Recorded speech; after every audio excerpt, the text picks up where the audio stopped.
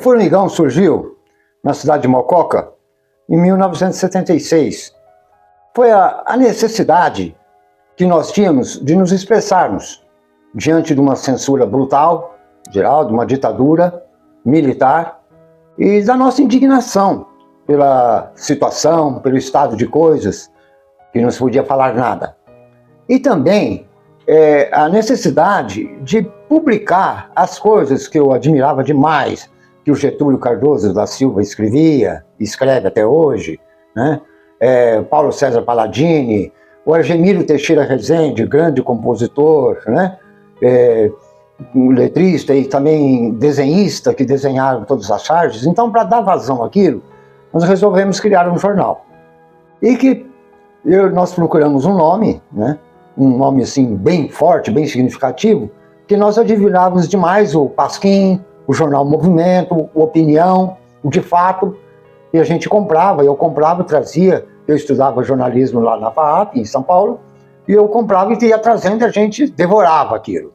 Então, a gente queria um nome bombástico, que pegasse. E aí eu sugeri, falei, e que tal Formigão, para dar umas picadas, né? O Getúlio já, nossa, o Getúlio vibrante já, não, vai isso mesmo, Formigão, ótimo. Aí fui procurar no dicionário e vi que o nome tinha um propósito muito maior ainda, porque formigão significa rastilho de pólvora. E foi isso que foi o Formigão, um rastilho de pólvora em Mococa. Ele incendiava quinzenalmente, que o jornal saía quinzenalmente, as pessoas, a gente ficava vendendo jornal nas esquinas, as pessoas passavam, uns xingavam, outros adoravam e compravam o jornal. O jornal era um jornal caro pela época, e eles falavam, mas por que esse jornal é tão caro? O outro é um cruzeiro, o teu é 5. Porque o jornal é especial, ele só sai de 15 em 15 dias, ele não sai toda semana, e etc. Bom, e procuramos dar no jornal um tom de Pasquim e de movimento. Ou seja, aquela denúncia, aquela indignação do Pasquim e a denúncia violenta do jornal Movimento, né? Que tínhamos. E conseguimos isso, e com muito humor.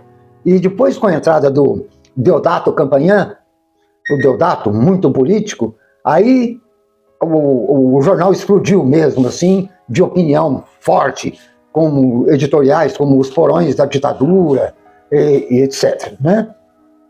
E foi muito profícuo, porque a gente saía vendendo de casa em casa, e fomos crescendo. Aí eu bolei um jeito de assinatura que as pessoas não confiavam, né, em falar, não vou assinar o jornal não, porque depois vocês pegam o dinheiro e não entregam. Eu falei, então vamos fazer o seguinte, vou bolar uma assinatura mensal. Você paga 2 números e recebe os 2. Se não precisar, nós devolvemos dinheiro. E nós crescemos demais, porque no começo tinha uma turma tudo entusiasmada para ajudar, né? Ninguém ganhava nada. E a situação foi apertando, né? SNI, o tiro de guerra chamando, né? E eu acho que o que aliviou um pouco foi a amizade que a gente tinha dos meus pais, enfim, de todas as outras pessoas, dos Palladini, né? Mas a coisa foi apertando, porque, e também as nossas críticas, nós criamos muitos inimigos, né? E ao criticarmos a Santa Casa, né? Aí ficou um pouco, porque o Pedro Vanicelli, que era o provedor, né, o seu Pedro Vanicelli, processou o jornal, e aquilo foi um transtorno, né?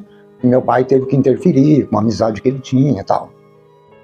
Então, mas o jornal chegou a ter mais de 1000 assinaturas, e todas espalhadas pela cidade. Então chegou num ponto que nós não tínhamos jeito nem de entregar mais, porque era tanto. Mas o jornal também aí foi se diluindo, ficou só eu e o Osmar Fátima da Silva, que também largou até um emprego lá, que trabalhava na Lacta, em São Paulo, e veio para administrar a parte do Formigão. E hoje, a partir de 68, 69, né? E vocês tiveram problemas também em relação à prisão, alguma coisa nesse sentido? Não. Tivemos, mas como eu ficava muito em São Paulo, eu só vinha aos finais de semana, né? Eu não sentia muito, mas o Getúlio, as pessoas chegaram a ser chamados, sim, né? com a polícia, mas a polícia não interferia muito não. Eu acho por conta disso, de uma certa...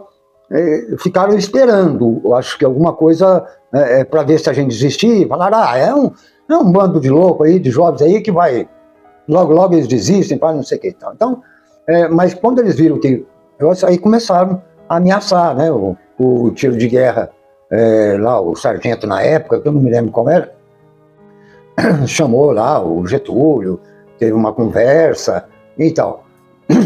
Mas, e a maior parte repressiva mesmo foi por conta do prefeito, do atual, que era o padre Demóstenes, que ele assim, procurou agir, né, junto com a alta elite, assim, de mocoquense, no caso, provedor da Santa Casa, e etc. O pessoal também da clínica de repouso, né, que nós denunciamos violentamente aquilo, né? Uma capa que nós vimos, não foi aqui, e fizemos uma reportagem, que é o leite na hora da morte, e aí repercutiu muito, e um artigo também sobre a CIA, né, eu vi do livro, o Diário da CIA, eu li o livro e fiz um resumo apresentando, e isso deu um certo problema. Estamos aqui com o Jefferson de Freitas, jornalista, e que vai contar um pouquinho para nós exatamente como é que foi lá no momento do golpe militar, né, que a gente falou lá, 31 de março, 1º de abril, 3, 4, né, e você, seu pai, né, o Edgar de Freitas, né, que era dono do jornal, dono da rádio, clube. Sim. E a gente está enfatizando exatamente isso, quer dizer, que Mococa houve o controle da informação, né? Então, como é que foi lá, Jefferson? Conta aí para nós, no dia do golpe, 2 dias depois, tal, a rádio, né, tendo aquele negócio de ter que transmitir ou não, né, algumas coisas e tal. Né? Eu acho que o problema ficava por conta de uma emissora e de um jornal, não é verdade? Que tinham a sua opinião em todos os aspectos. O meu pai era o proprietário tanto da rádio como do jornal. O jornal, nessa época, ele programou uma edição especial para o dia do aniversário de Mococa, que era 5 de abril, quer dizer, 4, 5 dias antes do acontecimento. Então, o que houve? A capa, em reconhecimento ao Sandu, que foi uma ordem do presidente da República, o João Goulart, e também porque ele esteve aqui na inauguração do mercado municipal, né, que era do governo do senhor Pisani, do senhor Jacinto Pisani.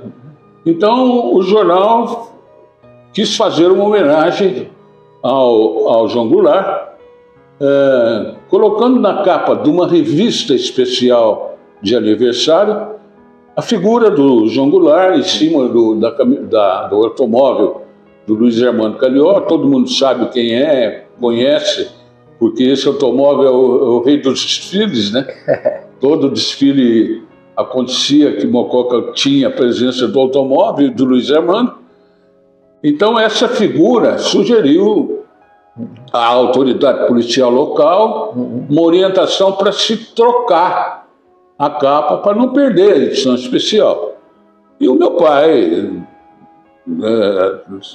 para não criar maiores problemas e não contestar a ação ou publicar e depois ter problemas, ele resolveu mudar essa capa e colocou uma menina de Mococa, filha do Dadá Amato, lindinha, de 8, 10 anos. A fotografia era a mesma coisa, só que a figura era diferente. Saiu o João Goulart e entrou a menininha de Mococa. Isso a gente considerou no momento como uma medida extravagante. O João Goulart era o presidente da República. Claro. Mococa tinha um agradecimento para ele. E pior ainda, e além disso, o meu pai era secretário do PTB, partido do João Goulart. E eu, como acompanhava meu pai até uma certa ocasião, também era membro do partido do PTB. né? E o meu pai também ficou numa situação delicada por ser do partido. Claro. Certo? Mas se ele não fosse do partido, a situação seria a mesma. A mesma, né? Claro. Então ele resolveu trocar, resolveu mudar, o que não era da vontade dele. E como que era, por exemplo, em Mococa vocês tinham formigão, né? Que você pode até mostrar a capa desse aí que você tem, ela. Tinha um formigão e tal, mas como vocês tinham notícias de pessoas, né? Ou grupos, né? Que acabaram optando ali pela luta armada, pessoas foram presas na cidade. Como é que informações vocês tinham nessa época? Tinha sim, nós tínhamos muita informação, inclusive eu cheguei a colecionar coisas que saíam no artigos sobre a guerrilha do Araguaia, né? Eu admirava demais aquele pessoal, o José Genuíno, né? E chegavam muita informação, sim. Nós tínhamos muita informação por conta do jornal Movimento e do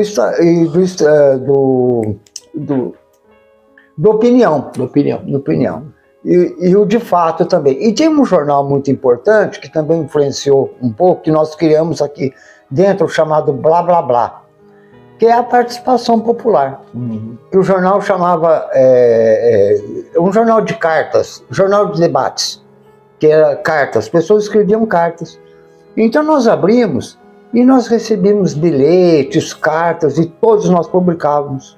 Então as pessoas se identificaram, acharam que tinha voz, e tinham, né? Foi a primeira vez que a gente publicava um bilhete, uma reclamação, então as pessoas se sentiam gratificadas.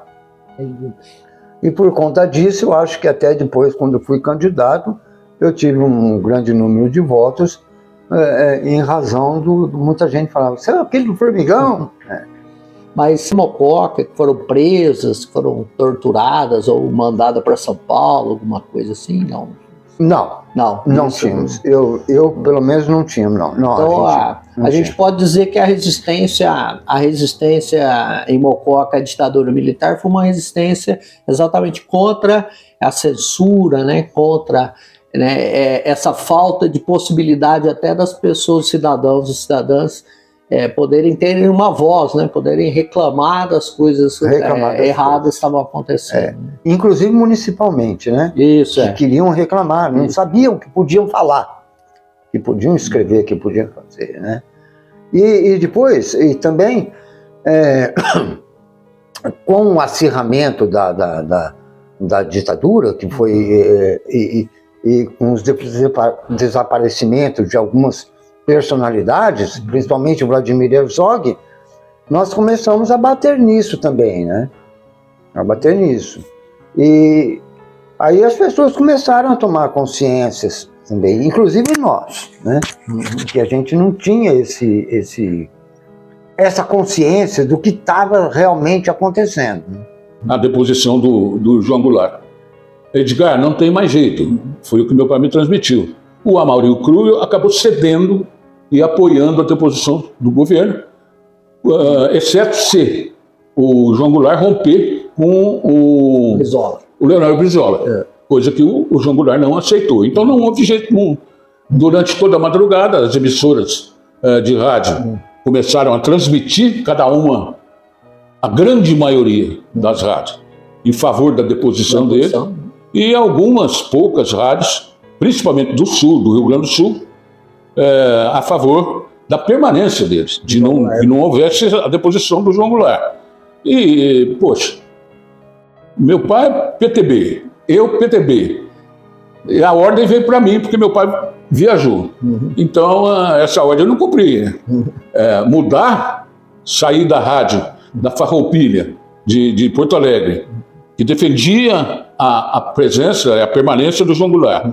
E a grande maioria das emissoras, principalmente no Nordeste, do Norte, que pegava pouco aqui, mas a cadeia era com a Nacional do Rio de Janeiro, que até uma certa hora ela ficou em cima do muro, mas de repente a coisa mudou, e até o locutor falou, agora o negócio é outro. E aí mandaram entrar em cadeia com essa rádio, eu me neguei. Uma primeira vez, logo cedo, eu sentado na porta da rádio, até vi o desfile, né, dos que concordavam com a deposição do João Goulart. E a maioria, pessoas latifundiárias, religiosas, mas também não foi uma coisa assim, alguém, né? Não, 200 pessoas, nem tanto.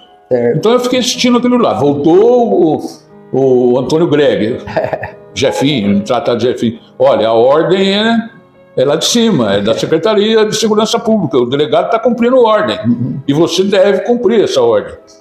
Falei, não, eu não vou mudar. Pronto, acabou, não vou mudar. Quando ele voltou a terceira vez, eu já tinha retirado uma válvula da rádio, que estava ruim, ela estava ruim, dependendo de ser consertada em São Paulo, tinha uma pessoa lá que consertava. Então eu tirei aquela válvula e ficou com outra, que já estava estragada, né? E falei, olha, Greg, infelizmente a válvula não me permite continuar, por uma coincidência, mas fora do ar. Então ficamos fora do ar, né? Comprometeu a mim? Comprometeu. Claro, eu fiquei muito triste, né? Mas eu não cumpri a ordem, graças a Deus eu não cumpri a ordem. Então foram alguns fatos que ocorreram no dia da deposição e alguns dias subsequentes, no caso do jornal, que afetou a consciência da gente, né? Então um constrangimento, né? Claro. Por quê? Porque eu não queria fazer. É só isso. Eu não quero fazer isso, não posso fazer isso. Uma questão de comprometimento com o partido. Por que eu vou fazer isso? Claro. Se eu sou do lado dele? Eu votei nele, para vice, né? Para vice. Eu tinha votado nele.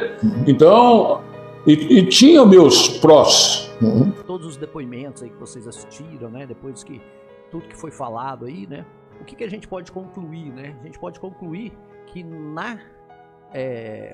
na cidade de Mococa, o combate à ditadura, ele se deu principalmente na questão da informação, né? A questão, por exemplo, do jornal alternativo, né? O Formigão, que tentava furar exatamente essa censura prévia aos meios de comunicação. Por quê? Né? Porque com a ditadura, toda a informação ela é controlada, né? Como a gente já tinha falado, né? Então a censura ela estava ligada, então havia uma divisão de censura do Ministério da Justiça, e aí todas as grandes empresas, né, comerciais de mídia, elas tinham um censor. Então jornais impressos, as revistas, né, as editoras de livro, os locais onde você também tinha os teatros, né, os cinemas e tudo mais. Então, todo filme que ia ser veiculado no país, ele primeiro era assistido pela censura federal, né, aí liberava ou não. Toda a peça teatral que ia ser encenada, ela tinha que ser encenada e tinha que também os censores lerem, né, qual era o teor daquela peça teatral, né, programas de televisão eram assim também, as novelas, né, de televisão, né, que tinham que ter vários capítulos gravados, aí era mandado para a censura federal e a censura analisava capítulo por capítulo, fala por fala, né?